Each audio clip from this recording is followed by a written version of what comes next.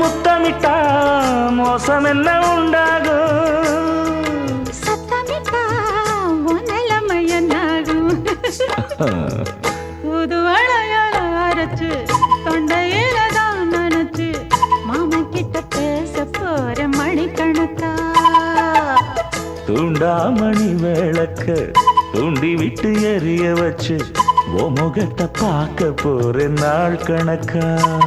அந்த இந்திரன் சந்திரனும் மாம வந்தா எந்திரிச்சு நிக்கணும். அந்த ரம்பையும் ஊர்வசியும் மயிலுக்கு தொண்டுகள் செஞ்சிடணும். நான் காத்தாகி ஊத்தாகி மாமனை தழுவி கட்டிக்கணும்.